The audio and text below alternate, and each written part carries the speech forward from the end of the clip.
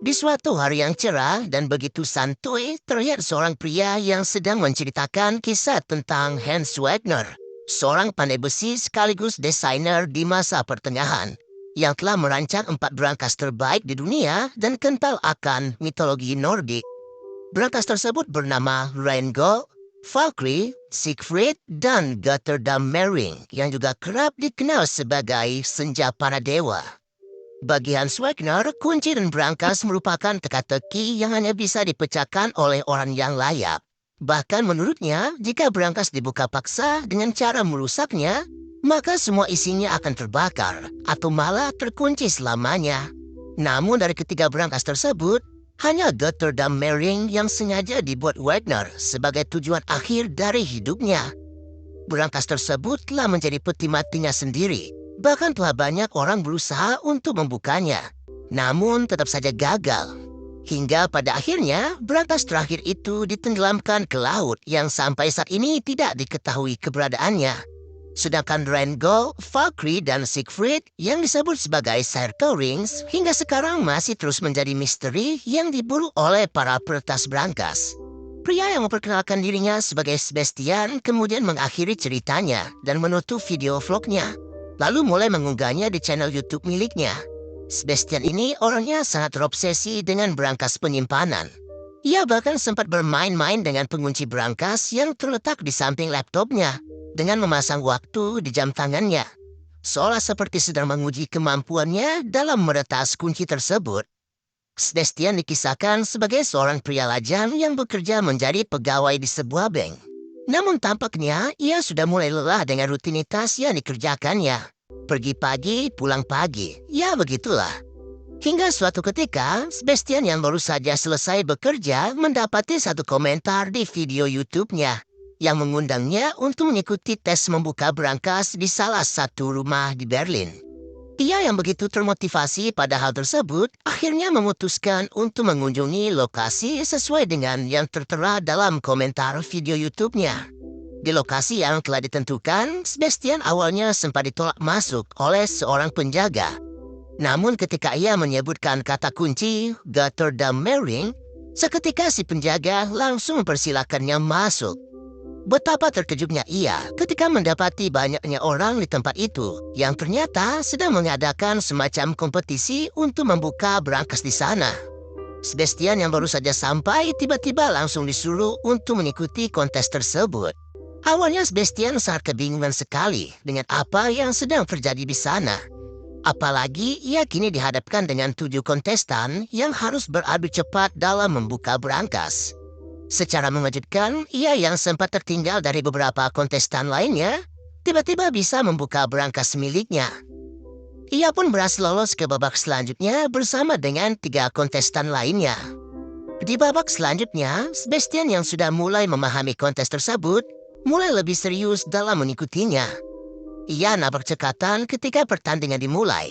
Dan beruntungnya, Sebastian kembali berhasil menjadi yang tercepat kedua. Yang artinya, ia akan kembali melanjutkan kompetisi tersebut hingga ke babak final.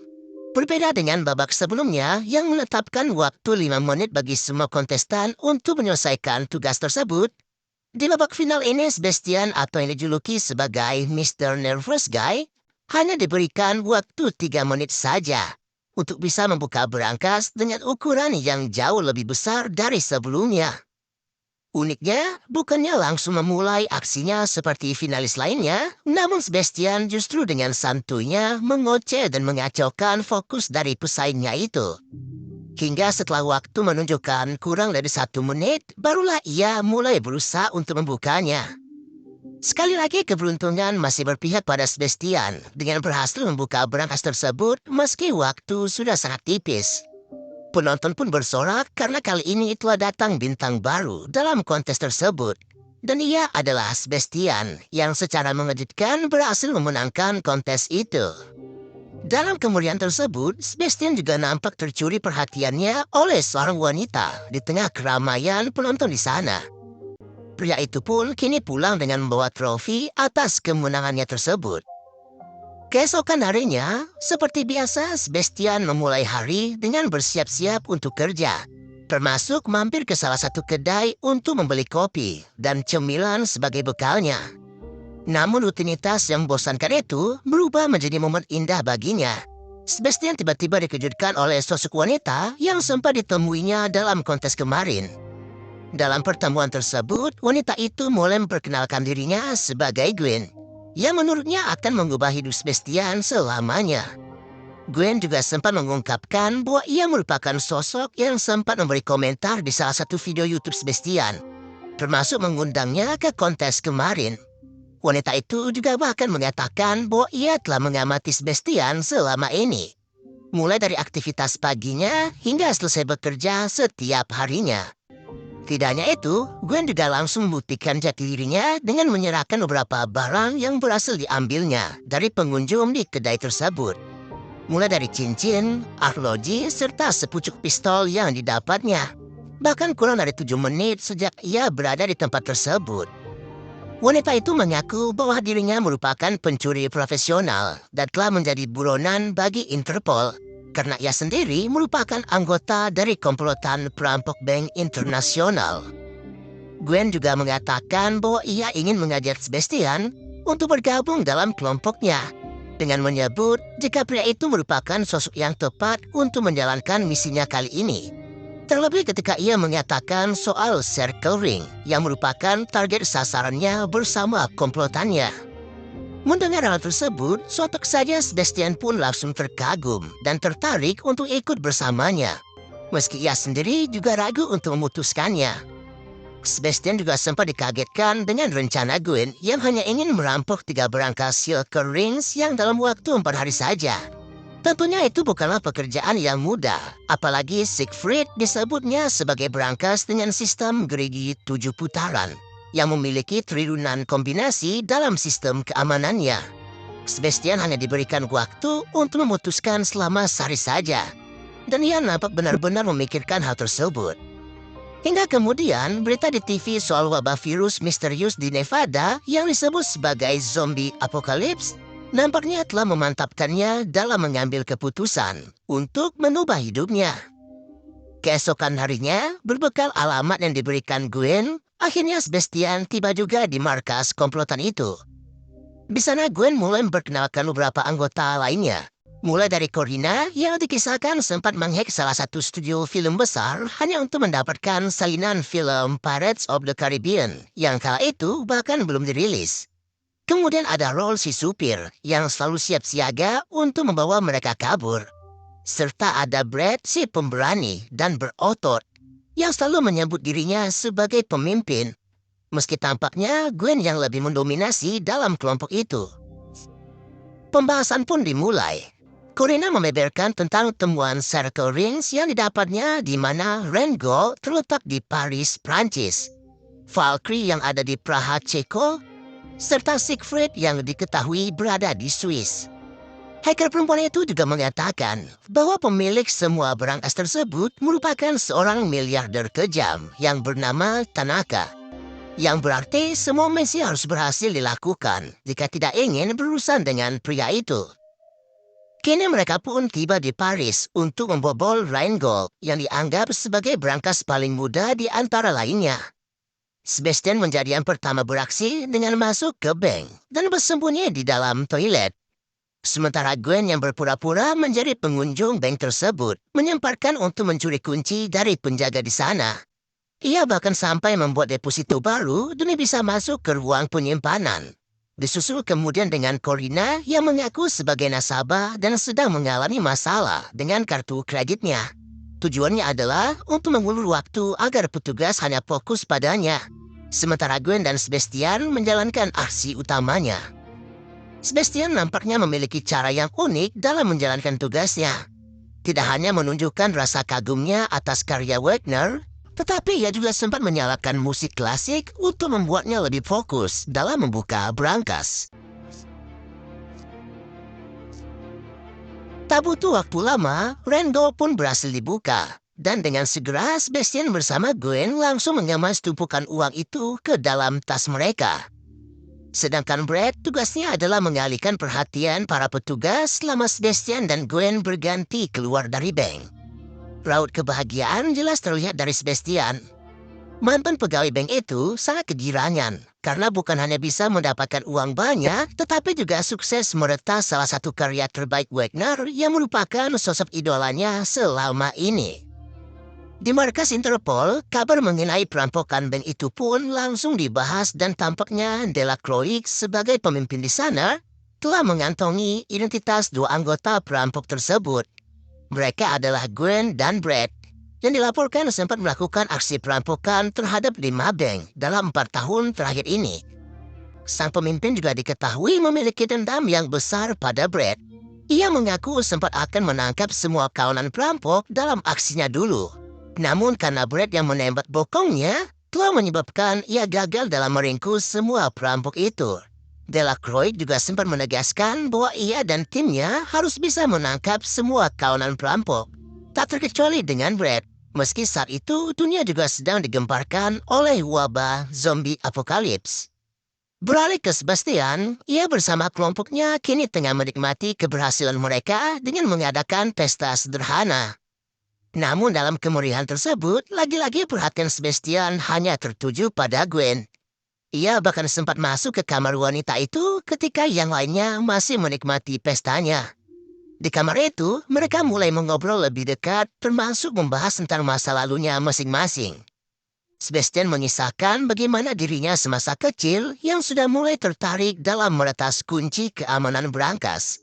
Bahkan ia sempat mengabadikan kisahnya itu menjadi sebuah buku cerita karangannya sendiri, dengan Dieter yang menjadi sosok utama dalam cerita tersebut. Berbeda dengan Gwen, ia mengungkapkan sulitnya kehidupan yang ia jalani semasa kecil. Ia merupakan anak dari orang kaya raya yang mendapatkan kekayaannya dengan cara kotor.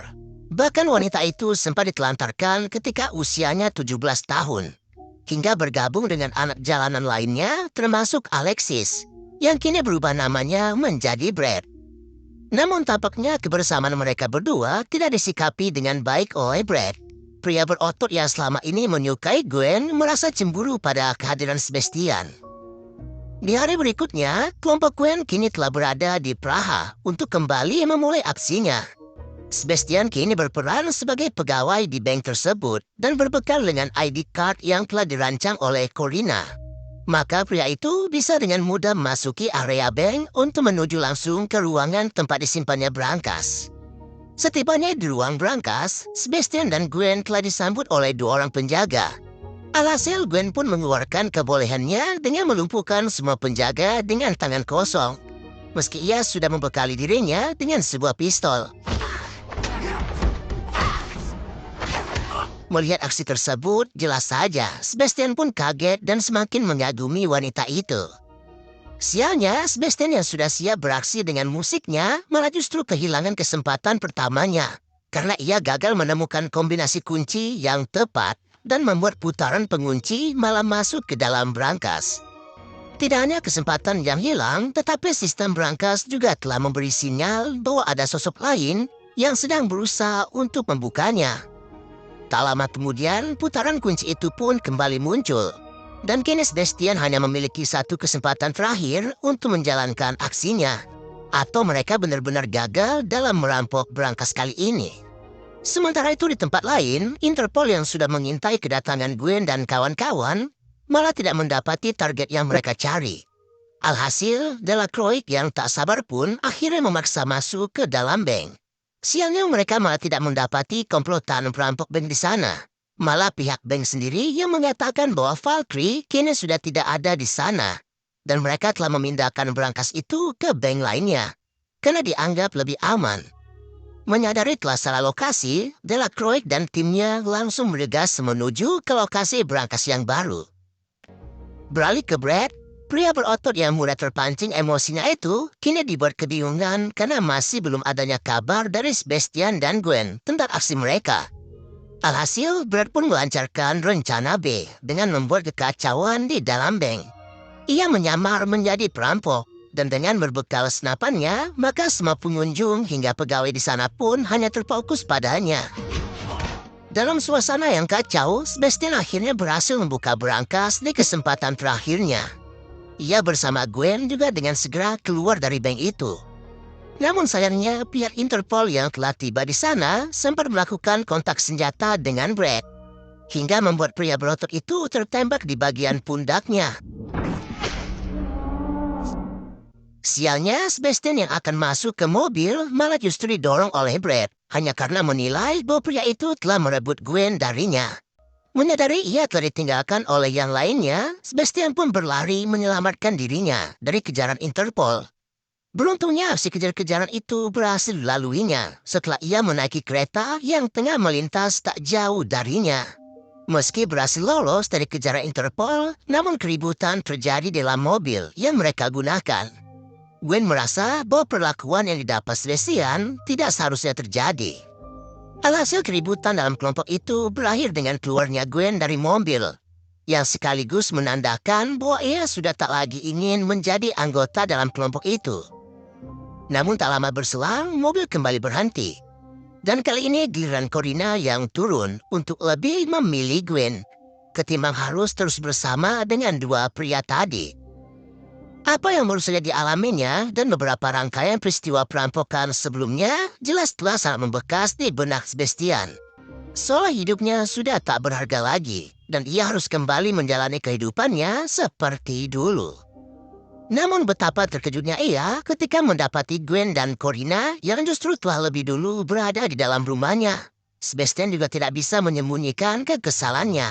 Bahkan ia sempat menolak mentah-mentah ajakan Gwen untuk membentuk kelompok barunya. Akan tetapi, semua berubah ketika wanita itu kembali membahas tentang impian Sebastian, yang juga sangat tertarik dengan sebuah berangkas bernama Gutter the Marrying. Alhasil pria itu kembali bisa dibujuk untuk menjalankan misinya lagi. Namun kali ini, ia hanya akan bekerja bersama Gwen dan Corina saja dalam kelompok barunya. Di waktu yang sama, Delacroix yang sempat dibuat kecewa karena telah gagal menangkap Sebastian secara tak sengaja mendapati sosok pria itu saat ia mencari informasi tentang Hans Wagner di YouTube. Agen Interpol itu nampak kembali menemukan semangatnya untuk bisa menangkap targetnya. Tanpa membuang waktu, Delacroix segera mengerahkan timnya untuk bergegas menuju ke Swiss. Kota yang disinyalir menjadi lokasi keberadaan berangkas Siegfried yang disimpan di sebuah kasino. Di sekitar lokasi kasino, beberapa anggota Interpol telah bersiap untuk menantikan kedatangan kawanan perampok yang dicarinya. Sejumlah sniper bahkan sudah siaga dari atas menara gedung, termasuk dengan tim Delacroix yang masih terus memantau dari sebuah mobil. Saat mereka sedang fokus untuk menunggu kedatangan Gwen dan kawan-kawan, tiba-tiba salah seorang agen di sana mendapati rekaman radio yang membicarakan tentang perubahan rencana perampokan berangkas kasino menjadi jam 5 pagi yang disebutnya lebih memungkinkan untuk beraksi.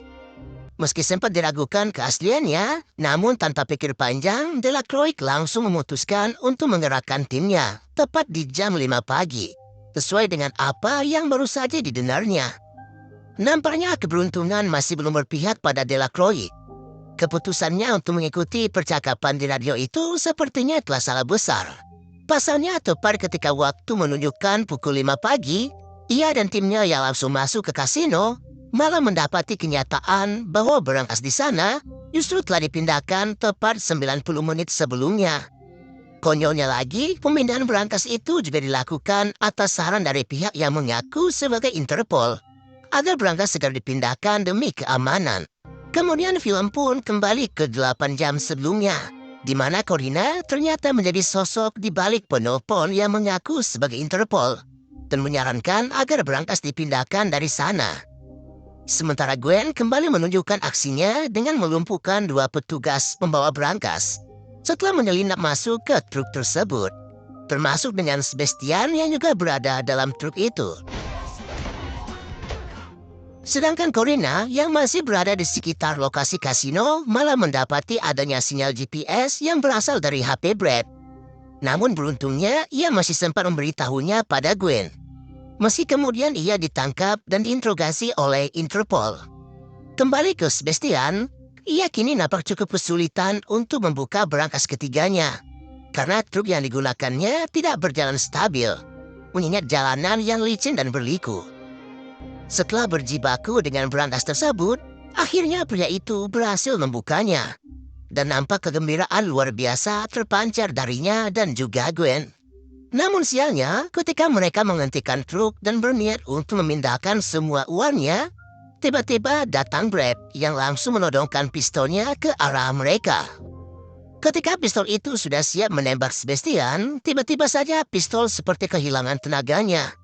Bahkan tidak mampu mengeluarkan peluru sama sekali, yang diketahui bahwa pin pada pistol tersebut ternyata telah dilepas sebelumnya oleh Gwen.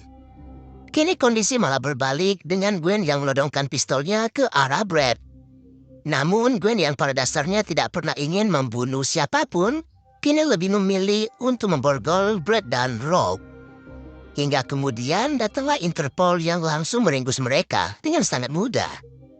Sementara itu, Sebastian dan Gwen yang sudah sampai di tepian pantai untuk kabur lebih jauh menggunakan sebuah kapal, tiba-tiba dikejutkan dengan kedatangan Delacroix yang langsung menodongkan pistolnya ke arah mereka.